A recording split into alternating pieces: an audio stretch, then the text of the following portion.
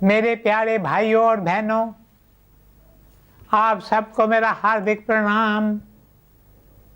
कल हमने देखा कि मजनू लैला के नगर में आ पहुंचता है और एक मस्जिद में रहने लगता है। जब लैला को इस बात का पता चला तो उसने अपनी एक विश्वास पात्र सहेली को भोजन देकर मजनू के पास भेजा। सखी वहां पहुंचकर देखती है कि मस्जिद में तो 2 आदमी बैठे हैं। वह सोच में पड़ जाती है। उसने देखा कि एक आदमी तो काफ़ी रुष्ट पुष्ट है और दूसरा दुबला पतला है। उस आदमी की आंखों में मस्ती छाई हुई थी। सखी सोचती है, ऐसी आंखों वाला व्यक्ति जिसकी आंखों में सिर्फ मस्ती छाई है, ऐसे इंसान के साथ लैला का प्रेम कैसे हो सकता है। यह दूसरा आदमी जो गोरा है, रुष्ट पुष्ट है, मेरी सहेली इससे प्यार करती होगी।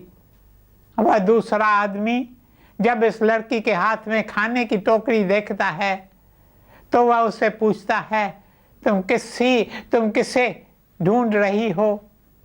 वह कहती है कि मैं मजनू को ढूंढ रही हूँ, क्योंकि मेरी सखी ने उसके लिए खाना भेजा है। वह आदमी बहुत भूखा था और भोजन सामने देखकर वह उसे कहता है कि मैं यहाँ पर हाजिर हूँ, तुम यह भोजन मुझे दे दो। और वह उसी समय उस लड़की से भोजन लेकर खाना शुरू करता है। भोजन करते करते अब वह उससे मीठी मीठी बातें भी करने लगा। सखी उसके मधुर व्यवहार से बहुत प्रसन्न होती है और खाना देकर वह चली आती है। अब तो हर रोज यह सिलसिला चलता रहा। लैला मजनू के लिए खाना भिजवाती और बीच में ही वह आदमी खाना खा जाता। मजनू तक तो वह खाना पहुंचता ही नहीं था। इधर मजनू भूख और प्यास के कारण और अधिक कमजोर हो गया। इस तरह दिन गुजरते रहे। एक दिन लैला अपनी सखी से पूछती है, तुम हर रोज मजनू के लिए खाना लेकर जाती हो, क्या मजनू तुमसे मेरे बारे में कुछ कहता है? तुम तो मुझे कुछ बताती ही नहीं। तब वह लैला से कहती है कि तुम्हारा मजनू तो स्वभाव का बहुत ही अच्छा है। वह तो मेरे साथ बहुत हंसी मजाक करता है, मेरे साथ बहुत ही मधुर व्यवहार करता है। तुम्हारा भेजा हुआ भोजन खाकर वह दिन ब दिन मोटा होता जा रहा है। मोटा तो वह पहले से ही था, पर अब वह और अधिक मोटा हो गया है। लैला सखी की बात सुनकर सोच में पड़ जाती है। उसे सखी की बात सुनकर कुछ शक होता है, क्योंकि वह जानती थी कि उसका मजनू तो कभी मोटा था ही नहीं। वह तो शुरू से ही दुबला पतला था। वह मन ही मन कहती है, मेरा मजनू मोटा कैसे हो गया। मेरी सखी कहती है, मजनू उसके साथ बहुत ही हंसी मजाक करता है। मेरा मजनू तो बहुत ही कम बोलता है। वह तो जब भी अपने होंठ खोलता है तो उसके मुख से सिर्फ एक ही शब्द निकलता है, लैला लैला। अन्य कोई शब्द तो उसके डिक्शनरी में है ही नहीं। लैला अगले दिन सच्चाई का पता लगाने के लिए सखी से कहती है, आज तुम मजनू के लिए थाली में भोजन के बदले यह छुरी लेकर जाओ और उसे कहो लैला को एक संगीन बीमारी हो गई है, उसका इलाज तुम्हारे खून से कुछ बूंदों से हो सकता है। सहेली मस्जिद में आती है। दूर से ही उसे आता देखकर वह आदमी बहुत खुश होता है कि चलो आज भी खाने के लिए भोजन आ गया। वह दौड़कर उसके आगे जाता है और उसके हाथ से भोजन की थाली लेने के लिए अपना हाथ बढ़ाता है। सहेली थाली पर से कपड़ा हटाते हुए कहती है, आज मैं अपने साथ भोजन नहीं बल्कि यह छुरी लाई हूँ। तुम में से मजनू कौन है? मैं यह जानना चाहती हूँ, क्योंकि मजनू के खून की बूंदें आज लैला को चाहिए। लैला को ऐसी बीमारी हो गई है जिसका इलाज मजनू के खून की कुछ बूंदों से ही हो सकता है। मुझे आज यदि मजनू के खून की कुछ बूंदें मिल जाएं तो लैला इस बीमारी से मुक्त हो सकती है। खून शब्द को सुनते ही वह मोटा आदमी घबरा जाता है और कहता है, मैं मजनू नहीं हूँ, मजनू तो वहाँ उस कोने में बैठा है। सहेली अब असली मजनू के पास आती है, पर मजनू तो अपनी लैला के विचारों में ही खोया हुआ था। He is lost, he is absorbed in the thought of Laila. उसे लैला की सहेली के आने का आभास नहीं होता। वह मजनू के कंधे पर हाथ रखकर उसे हिलाते हुए चिल्लाकर कहती है, मजनू मजनू तुम होश में आओ। तब जाकर मजनू होश में आता है। तब वह सहेली उससे कहती है, लैला को एक संगीन बीमारी हो गई है जिसका इलाज मजनू के खून की कुछ बूंदों से ही हो सकता है। इस पर मजनू कहता है, लैला को मेरे खून की सिर्फ कुछ बूंदे ही चाहिए, मैं तो लैला के लिए अपनी जान भी देने को तैयार हूँ। She is the life of my life. Laila तो मेरे जीवन का प्राण है। और वह छुरी से अपने शरीर पर कई घाव करता है, किंतु कहीं से भी खून की बूंद नहीं निकलती, क्योंकि लैला के याद में भूखा प्यासा रहकर वह सूख कर कांटा हो गया था। खून तो उसके शरीर में मानो था ही नहीं। उसके शरीर पर इतने जख्म देखकर सहेली घबरा जाती है। वह सोचती है, शरीर पर इतने जख्म करने के बावजूद भी खून नहीं निकला। मजनू के शरीर से सिर्फ एक बूंद निकलती है और वह बूंद उसे देते हुए कहता है कि लैला से कहना कि मजनू के शरीर में सिर्फ एक खून की बूंद थी जो मजनू ने तुम्हारे लिए दी है।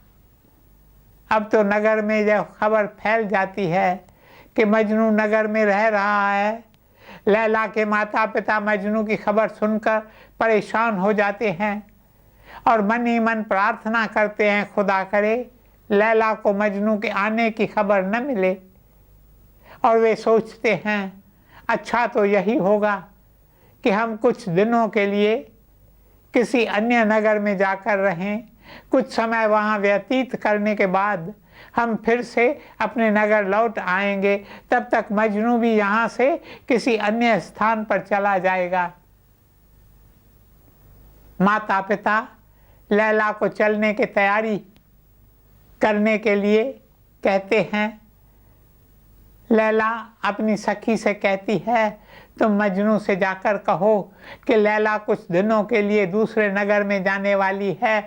जिस रास्ते से लैला का काफिला गुजरने वाला था, लैला उसकी सूचना मजनू को भेजती है और साथ ही साथ यह संदेश भेजती है कि मेरे वहाँ पहुँचने से पहले तुम कैसे भी करके वहाँ पहुँच जाना। मैं कोई न कोई बहाना बनाकर तुमसे अवश्य मिलने आऊँगी। मजनू तो लैला के दीदार का प्यासा था। वह लैला के बताए स्थान पर पहले ही जाकर खड़ा हो जाता है और लैला के आने का इंतज़ार करता है। दूर से उसे ऊँटों का काफिला आता हुआ दिखाई देता है। तब मजनू एक स्थान पर छिपकर खड़ा हो जाता है। कुछ ही दूरी पर ऊँटों का वह काफिला रुकता है। सभी थोड़ी देर के लिए विश्राम करते हैं। लैला अपनी सहेली के साथ किसी तरह बहाना करके मजनू से मिलने आती है। वह मजनू से कहती है, मजनू देखो मैं आ गई।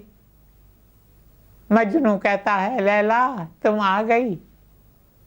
लैला को देखकर वह बहुत खुश होता है और उसे कहता है, अब तुम मुझे छोड़कर मत जाना, तुम सदा मेरे साथ ही रहना।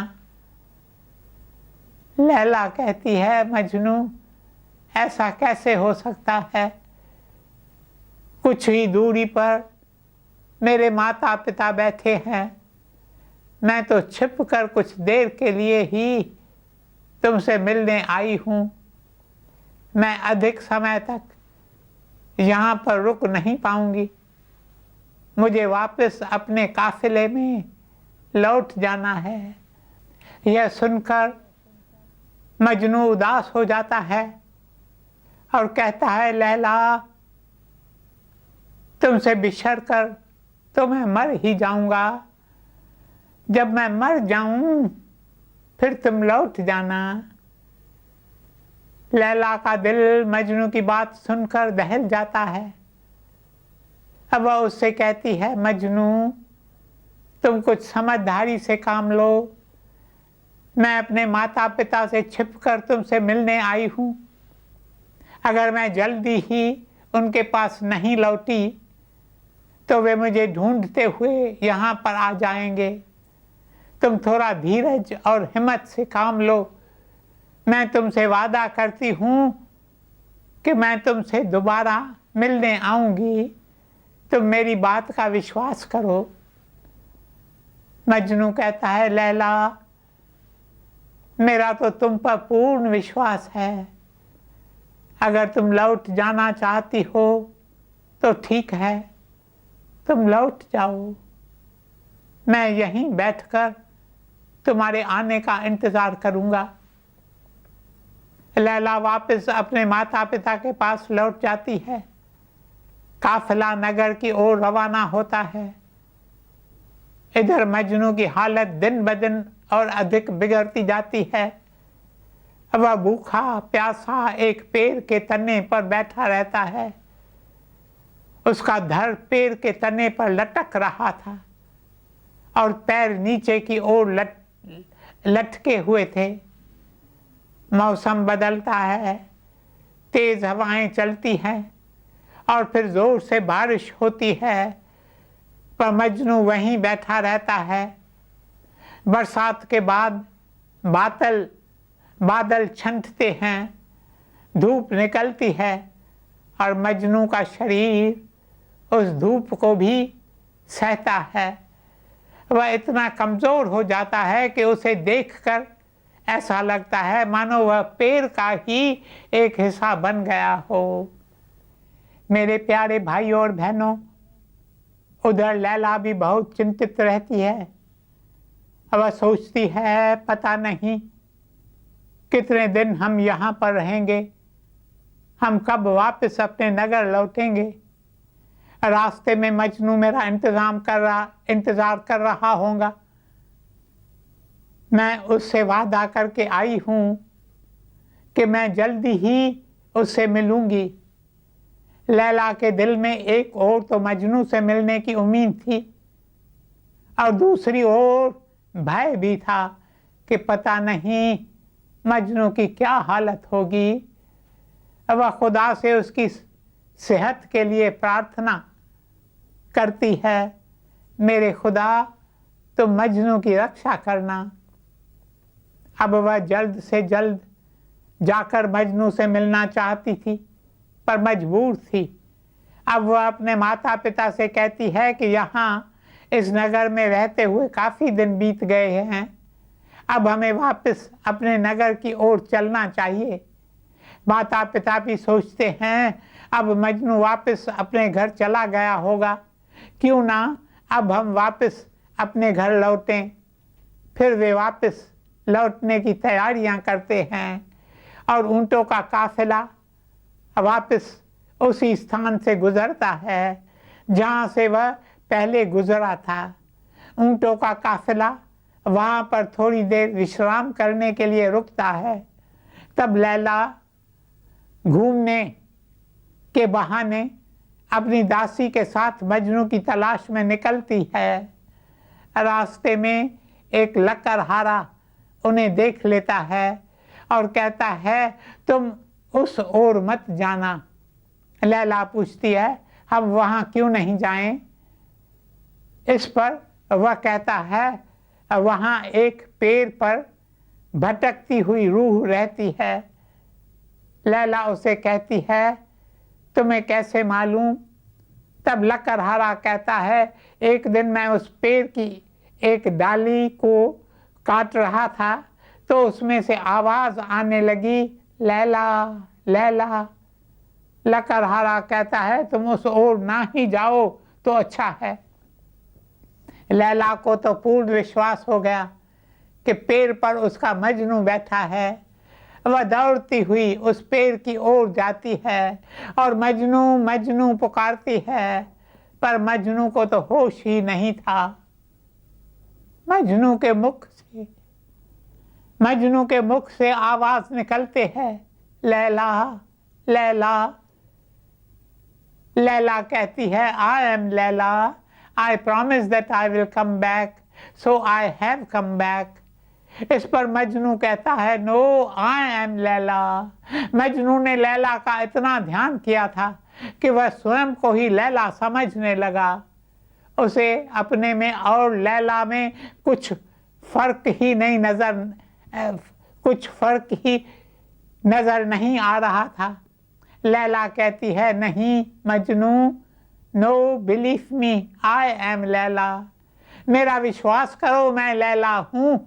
तब मजनू कहता है, I believe you, you are Laila, yes you are Laila. मुझे विश्वास है कि तुम लैला हो, तुम ही लैला हो।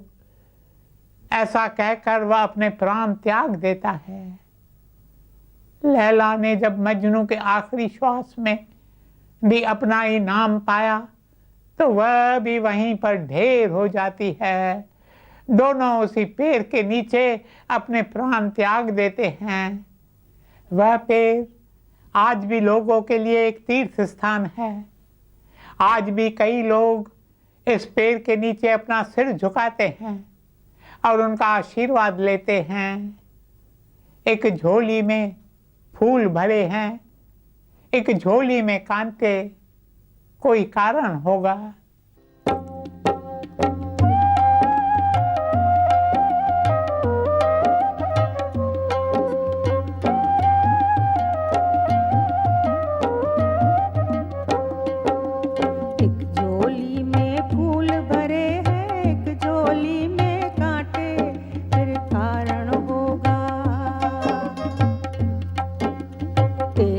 बस में कुछ भी नहीं है, बांटने वाला बांटे, कोई कारण होगा।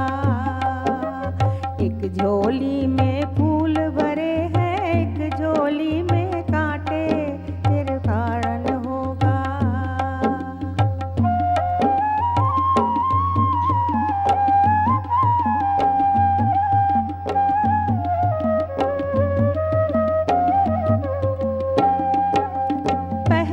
बनती है तकदीरें, पहले बनती है तकदीरें, फिर बनता है शरीर। पहले बनती है तकदीरें, फिर बनता है शरीर। ये प्रभु की है कारीगरी, तू क्यों है गंभीर, अरे कोई कारण होगा। एक झोली में फूल भरे हैं, एक झोली में कांटे, कोई कारण होगा।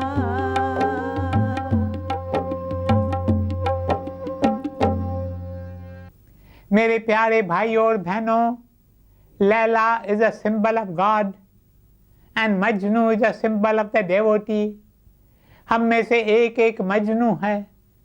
हम सब लैला की तलाश में हैं। जब मजनू की तरह एक एक के अंदर जिज्ञासा का भाव उत्पन्न होता है, तब उसके दिल से यही पुकार निकलती है, लैला मुझे तो चाहत है तेरी, एक तेरी ही तेरी। तब जिज्ञासु प्रभु का इतना ध्यान करता है कि एक भाग्यशाली दिन वह प्रभु में ही समा जाता है। फिर उसे स्वयं में और प्रभु में कोई अंतर दिखाई नहीं देता। इस अवस्था को अलग अलग नाम दिए गए हैं। कोई कहता है सेल्फ रियलाइजेशन, कोई कहता है गॉड रियलाइजेशन। जब आत्मा परमात्मा में समा जाती है तब जीवन की तलाश पूरी हो जाती है और हमारी जीवन यात्रा सफल होती है। सफल होती है, सफल होती है। ओम शांति शांति शांति।